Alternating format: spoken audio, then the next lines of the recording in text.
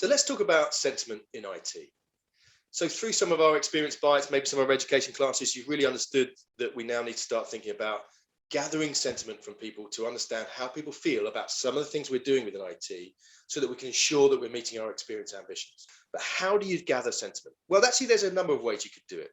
Firstly, you could look at external websites like Glassdoor that give you a rating from employees about how they feel about working for that organization. Very easily and quickly, perhaps you could gather a few people in your organization together in a large meeting and start asking them questions about how they feel about certain aspects of IT. Perhaps even do a call exercise. What do people like? What do they not like about IT? Thirdly, you can start thinking about every service review that you do with that organization. At the end of the service review, just simply ask, how do you feel about what we're doing? Is it important to you what we're doing?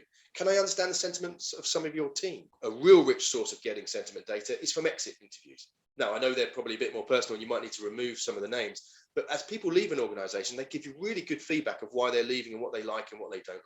Perhaps if you've got more money to spend and you're perhaps a more technical orientated organization, there are really key ways now that people are gathering sentiment.